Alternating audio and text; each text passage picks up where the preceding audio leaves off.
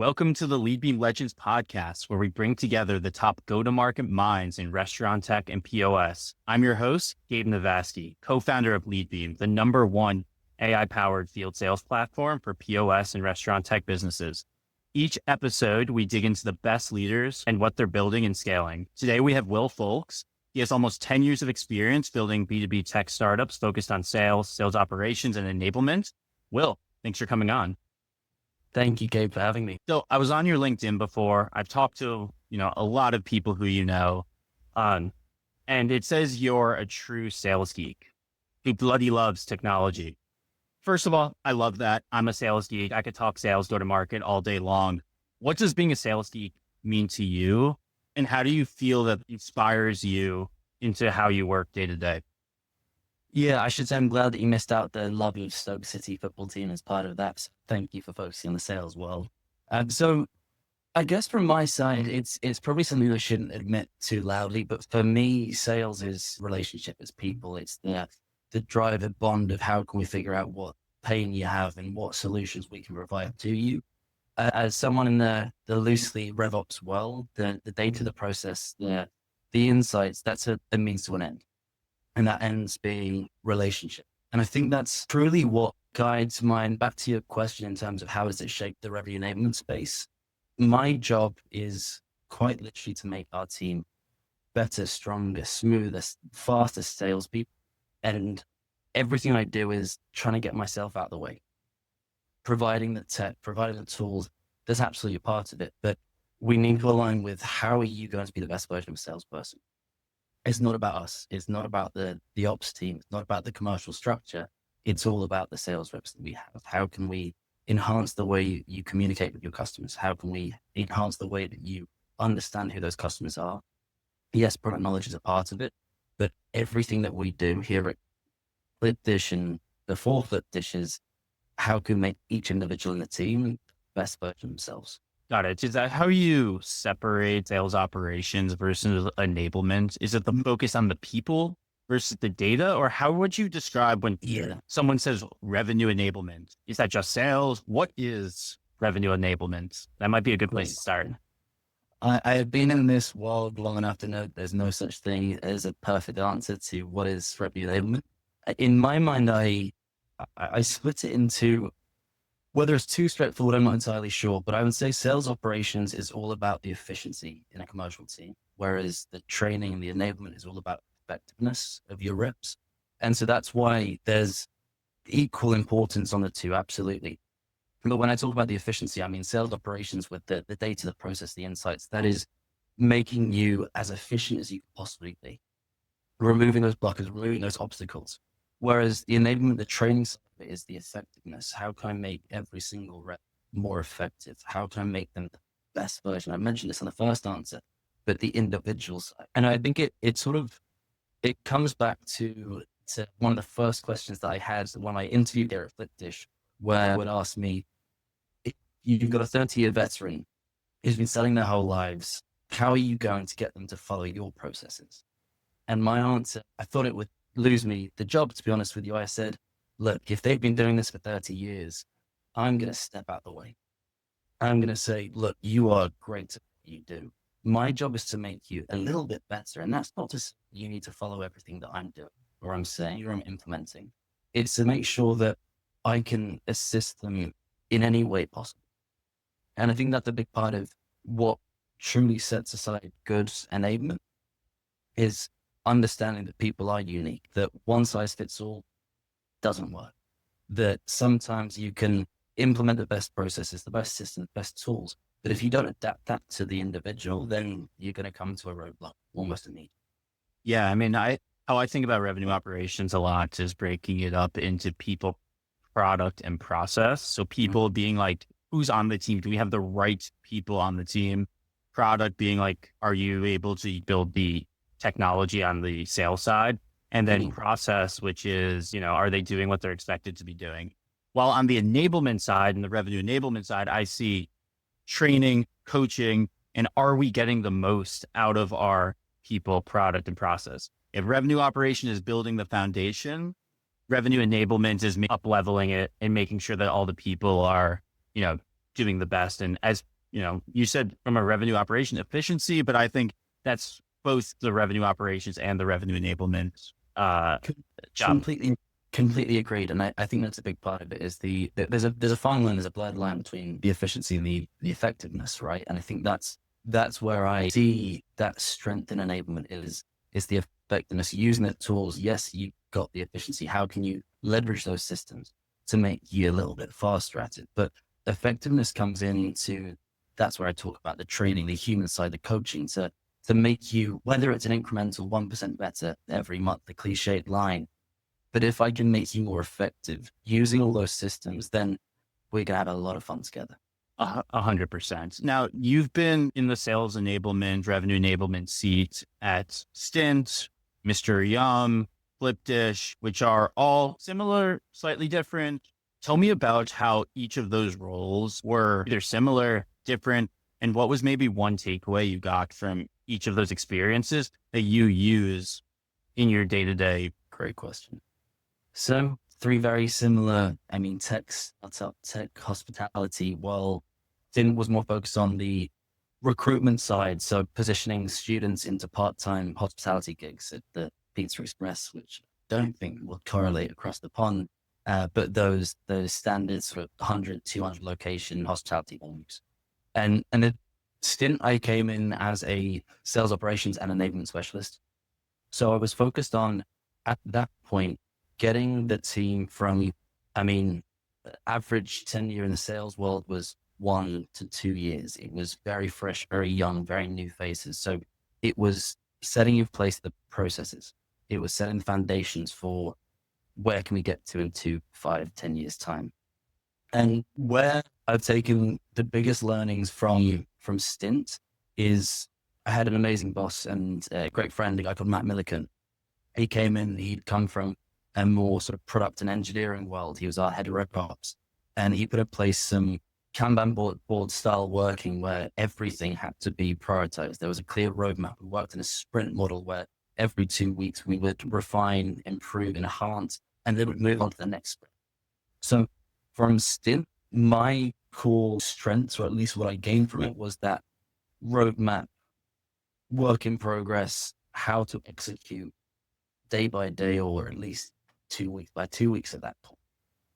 Mr. Yum is a completely different beast, whereby head office being in Australia, we had our team in the UK, and we just ramped up to open up an office in Austin, Texas, one of my favorite places in the world.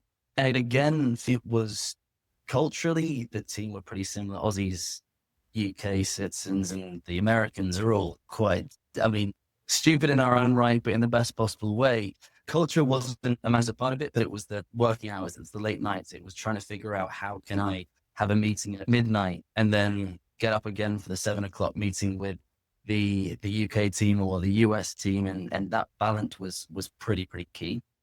So what we had done at Mr. Yum was we brought in an external agency, a training company called Flow State.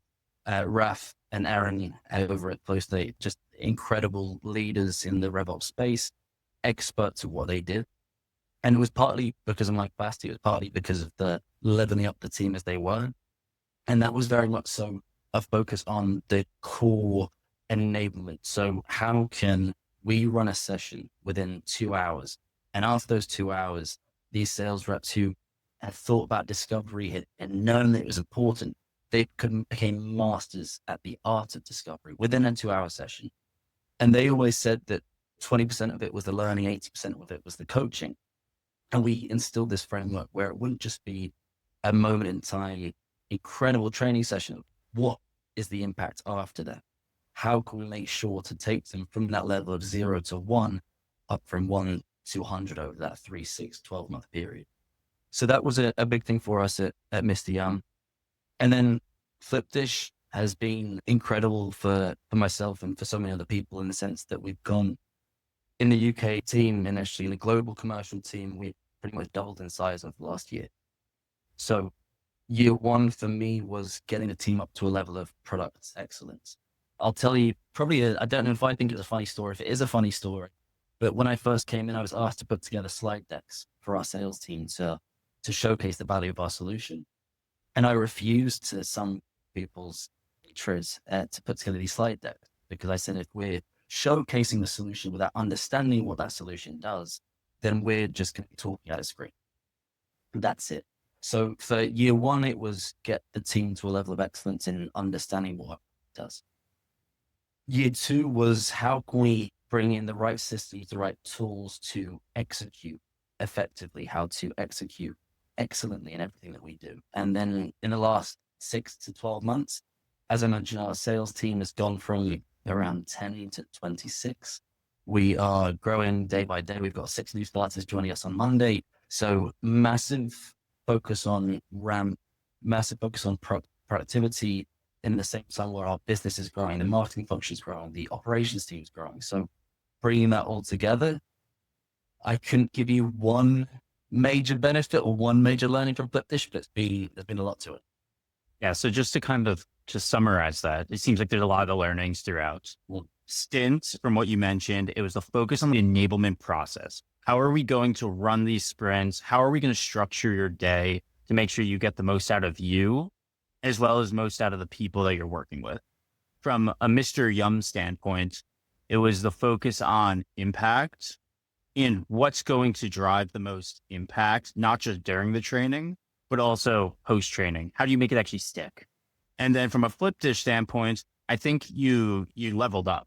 So it was less so about like, okay, focusing on the impact, focusing on the enablement process. It was focusing on, okay, do we have the systems in place? Now that we have the systems in place, are we going to ramp the most effectively? Or how do we decrease ramp? And I think it's been a level of leadership that you've probably been able to implement that gets people all aligned across the org, which is what you need when you're starting to scale. And, I saw it's more than double. If you went from like 10 to 26 or 10 to 20 salespeople, like that's amazing. More users for Leadbeam, that's for certain. And I should say at this point, I should shout out the incredible leaders that we have around us at Flipdish. It's been the enablement function we've taken to a great place. I wouldn't be able to do it without the commercial leads. And I think that's another part of it that I've learned from it. You talk about leveling up. And a massive difficult thing for the enablement function is that finding a fine line between trying to manage the managers, trying to level up the managers, or how to try and work with those managers to level up together. And at Flipdish, we've done an amazing job we have a fantastic commercial leadership function from John, who sat about 2 meters that way, Gage, who's our director of sales. We've got Foulkes and Fiona in the UK and Irish commercial or customer success teams. And it's very much so we want to work in partnership. We know what our goals are. We know what we need to achieve, and let's achieve them together. Because in some worlds, and I've heard horror stories in the enablement function where it's sort of enablement versus sales management or enablement versus commercial management. Whereas that harmony, that synergy together will immediately level up the team.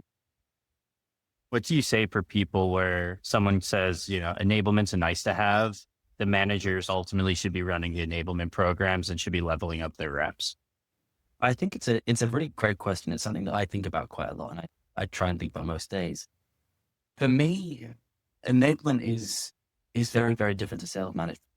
And there's a lot of stories, podcasts, articles right now talking about this role of a sales manager being put your sales rep on your shoulders and just running to battle.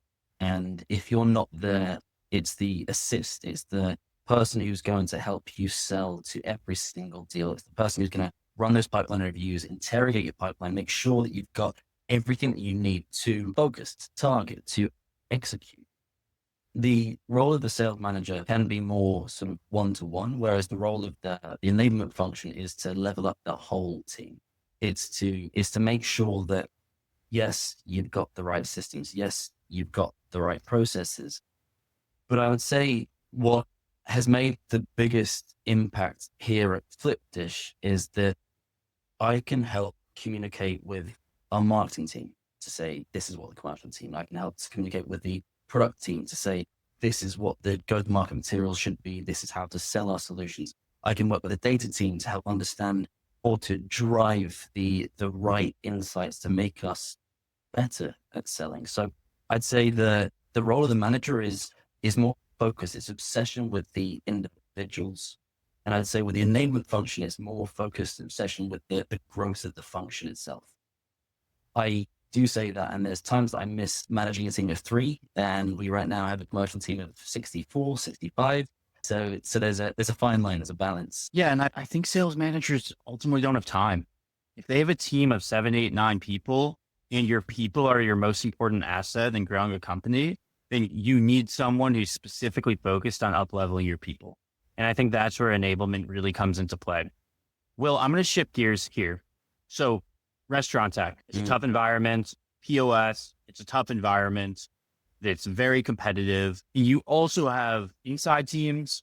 You have boots on the ground field teams. They're completely different worlds and completely different roles ultimately. How do you design an enablement function around two completely separate sales processes? Or maybe they're similar, but like, what is, some things that are like non-negotiables from a day-to-day on either one or both of those functions? Yeah, you started with saying that hospitality tech is difficult. You can say that again. It's a minefield. The biggest thing for us with the field sales and the inside sales functions is that you can be far more prescriptive in terms of the day-to-day with an inside sales rep. You know that they have their core working hours. You know that their commute is either to their desk 5 minutes away from their bed or to the office. And that means the tools, the management of their day-to-day activities, whether it's call volume, whether it's the looking at activity targets for any given day, that is far easier to prescribe. Whereas the team that we have in the field, you know what it's like, traveling into the city or traveling out to the sticks down in Cornwall for people like Spence, up to the Highlands for people like Mick. There's traffic, there's weather, there's other factors. And on top of that, you might walk into a restaurant and you have an amazing demo. And then the restaurateur says, come with me for 5 minutes. We walk down the corner and they introduce you to their brother, sister, cousin, family member who owns the restaurant on the side of the road. So it's more in the moment, real time. Things can change. Things are always changing, always evolving. And that's why we have a couple of different tools at each different teams. We rolled out Sales Loft at the start of this year as the communication, the revenue orchestration platform, as they refer to themselves as. And in our customer success teams and our inside sales teams, we have clear-cut goals, clear-cut cadences. We have prescriptive items and tasks and rhythm steps that need to be complete. And we rolled it out for our field sales team too. Field sales, they use it for the inbound leads that they sometimes generate, for partner leads, for referrals. They use it for enhancing their email templates, but they're out and about. They don't have the time to sit behind a desk for 2, 3, 4 hours a day and constantly check in, constantly track what they're supposed to be open to. Which is why I guess I should probably give a quick plug to this wonderful tool called Leadbeam, which makes the life of our field sales team that much easier, that much faster, that much smoother. I've probably said this to you before, Gabe, but I remember with one of our joiners this year, he's worked in the industry for 20 odd years. I showed him Leadbeam as an intro to Leadbeam session, and you could just see his jaw dropping the floor, saying, you're telling me that I don't need to get my laptop out after every single meeting, every single interaction. I can pull out my phone and just talk into this thing, and it does all of that logging, the admin, the headache that he has. So we have to work faster in the field sales function. We have to be more adaptable in the field sales function. So that's a big part of what sets us apart. So just to summarize that, when you're inside sales, days are pretty much the same. You go in, you have specific KPIs, you need to hit your KPIs, you have specific working hours. Doesn't really matter when the restaurant might be open or closed because you can catch them potentially on their cell phone or, on another line. While on outside sales, things are always changing. Admin takes a lot longer because you're away from your desk. You might have, a bridge might be closed one day and you'll need to reroute somewhere else. So you might not be able to necessarily hit as many people in a day. By hit, I mean like call or drop in on specific things, but you'll likely have more conversations. And those conversations, because you're in person and building a relationship, can often lead to referrals and lead to other opportunities that would be a little bit more difficult if you're just cold calling. Exactly. It's that level of predictability. It's we know what you can achieve in a given day in the inside sales team, whereas you could have an incredibly slow day in the field sales world, or it could just turn your month on fire with leads coming from every direction, from referrals, from partners, and it's a different world. And it's also when you talk about onboarding, hiring someone that you can just stand over all day long in the office is much easier to onboard than someone who's trying to knock on 30, 40 doors in a day. You said you're bringing on 6 new people to the team. I'm assuming that's across a couple different roles on Monday. From your perspective, what is the number one thing that you try to instill in the first 90 days that will really push, maybe a B player to be an A player and really perform for Flipdish or any organization that you're working with?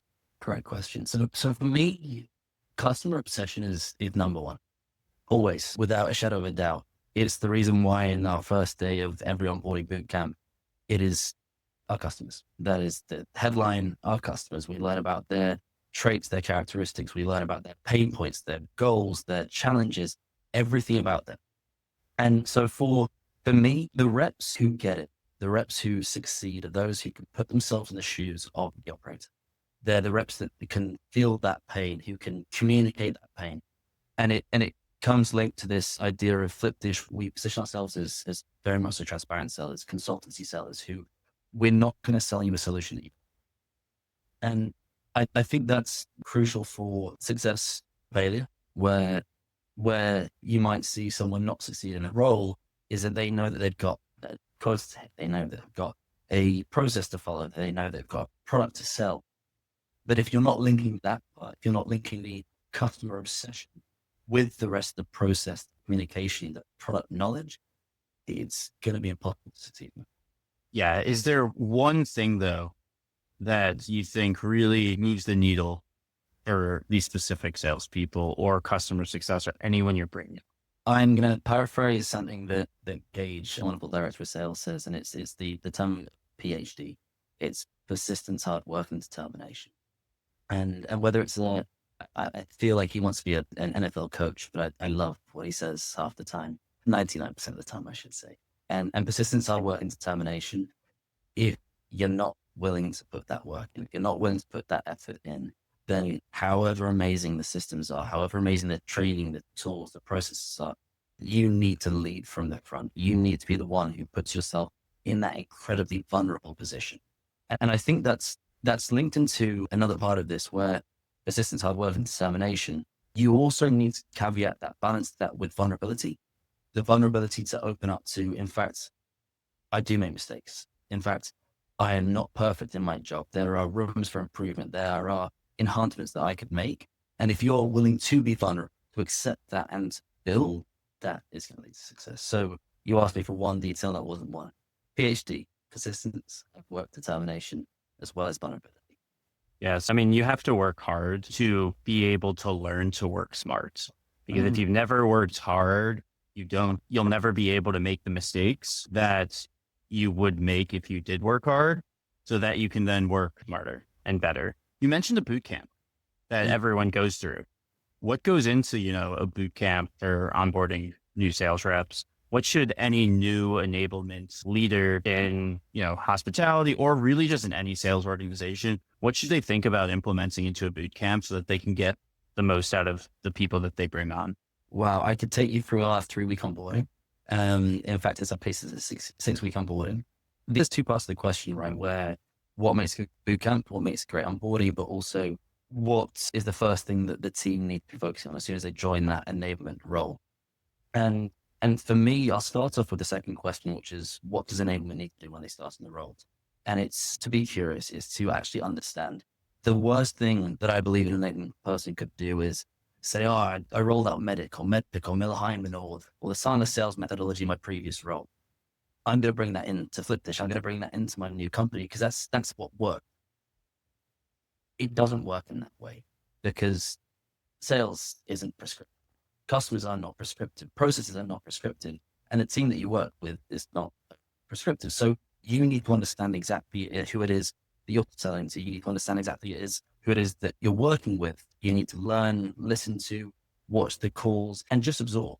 And that would be the biggest recommendation I give to any new enablement joiner is pause.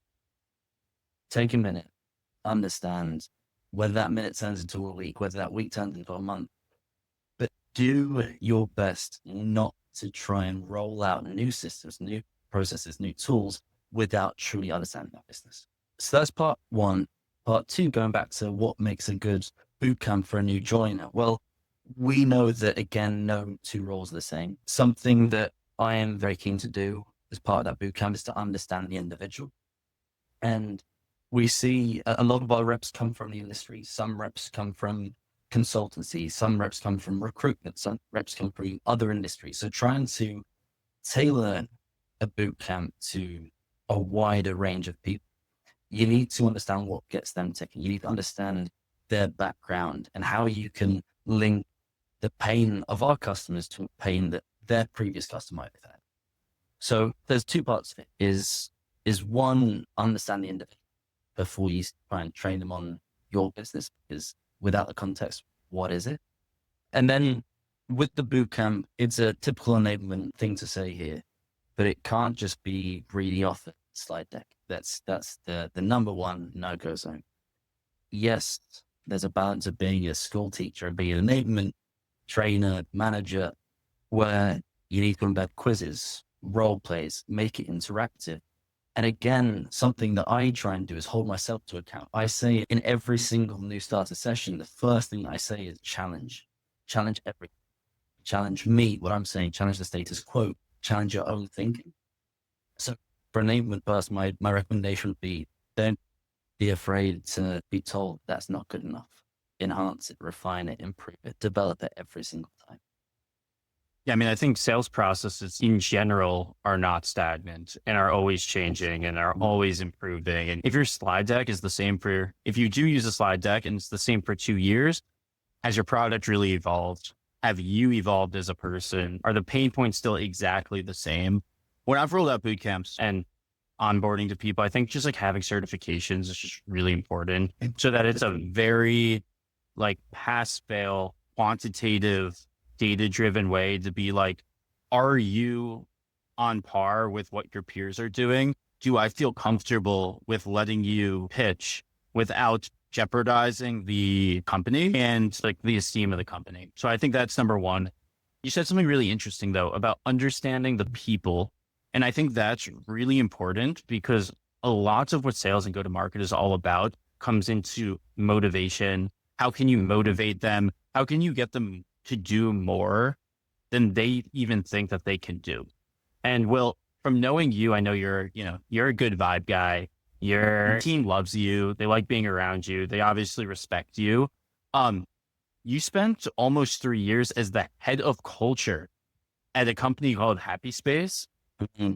What the hell does that mean? What did you get out of that? And what even is that, honestly? It's a good question. So Happy Place is a mental wellbeing charity for students. It's a phenomenal business set up by a great friend of mine, Nuts and Tegan and the team. They recognized from quite an early point in their school experience, there weren't many resources, materials to help you understand what your mental well-being is, and to go into the world after school and think, wow, I've got work or university or life, and that throws a lot at you without much training as to how to deal with it in the best possible way. So focus on 5 main pillars, and the primary focus of the charity is to provide lesson plans and guidebooks for students around the UK and the wider European market. So lucky enough to join, it was actually from a COVID online yoga session of all things, that I was having this conversation, and as I was telling you about the charity, and I volunteered to help out, and it was not a full-time position. I was lucky enough to be able to work as well as work in the charity.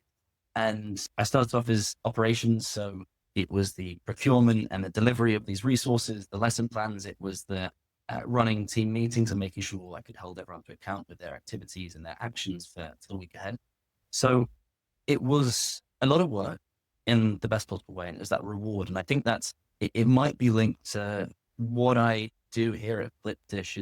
It's quite soppy in many ways. I get quite romantic about it, because if you're feeling good about the product that you are selling, then you get a wage up in this marketplace.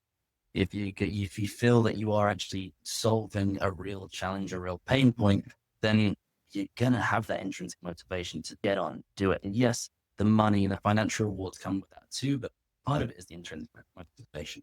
So yes, it's a great question. It feels like a million years ago that I was working with Happy Space. I absolutely loved the charity. Awesome. Yeah, I think the whole head of culture, I think there is a lot of that needed at fast growing, scaling startups because you need to preserve the culture.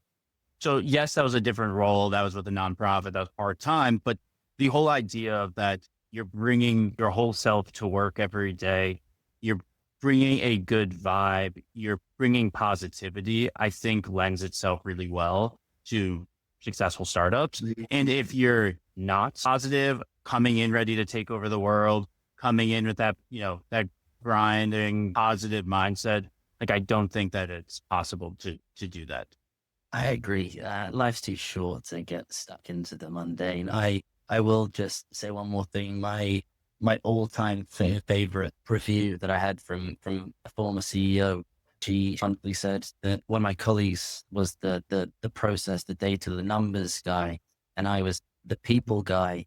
And I remember thinking, that's not good, right? Because I want to be the process and the numbers and the data as well. But if I can own the people and get people a little bit more excited to do the job they do, then that's a nice way. Yeah. So last question, then we'll get to a quick fire round. I'm really curious from your perspective. You've been in enablement at many different companies. When is the right time to hire the first enablement person? How does that differ from when you think you should hire a revenue operations person or someone on the operations side? Or when can just the founders and just like the sales team, like how long can they do it themselves? Help me understand that. Yeah, it's a great question. I think part of it is depending on that founding team. If there is go-to-market drive, if there is an understanding of the customers and there's an obsession with those customers, then it changes that narrative slightly. I would say, and I've spoken to various people about this, as soon as you can bring in enablement, because as I say, enablement, yes, it can cover the sales operations, the training and the marketing communications, the coordination of activities. If you can start with enablement as much as your sales managers, at the same time as those sales managers, it allows you to build that process from day one. It allows you to start thinking about what questions you'll be asking. It allows you to think about what tools you'll be asking, because I've seen it in many companies that they hire enablement slightly too late. And yes, I'm biased, of course, I'm biased here, but there's an element where the enablement comes in and they have to look at everything that already exists. And they have two options. They start from scratch. That's going to cause arguments. That's going to cause friction, or they start to embed part of their thinking into the existing processes. My view is build them together. Focus on, yes, the people, the management, but also focus on the training, the coaching, the frameworks, the tools, the systems all together at one. It's far easier said than done. But I would say as soon as you bring sales enablement, that is the right time. Awesome. Next, I want to do a quick fire. What is the most overrated sales metric that your team either tracks or doesn't track? Number of calls. Number of calls is the most overrated sales metric. I'm going to get in trouble here, but it's sometimes a vanity metric. And if you're making 200 calls, but you have 3 connected calls, well, you haven't made 200 calls. You had 3 connected calls in my mind. All right. First thing that comes to your mind, people or process? What's more important? What's one book that every first-time sales rep should read? Todd Capani's Transparency Sale. Good one. Biggest pet peeve you see in a sales discovery call? Questioning without permission, not setting upfront agreement or upfront contract. What's one piece of tech that's had the biggest impact on your own productivity? Notebook LM. It's our internal commercial chatbot. It gets about 50 questions a day. If it didn't get those questions, I would get those questions. So that number one. Does this speak back to the reps? It talks back. It can talk back to the reps. Pretty cool. And there's a lot there, but we can unpick that one day. Wait, how do you use it? I spent the last 2.5 years building no less than 300 enablement resources. and we fed those all into the chatbot. You ask it a question, it gives you the answer. And 9 times out of 10, it gives a better answer than I could give. Awesome. And it's instant. What's one trait or behavior that you're trying to improve in yourself? Wow. Active listening, only because I know that's what my girlfriend would say. Love that. All right. Well, incredible job coming on the pod, talking about restaurant tech, POS, sales enablement, all of that. Super excited to release this. And as always, I'll talk to you soon.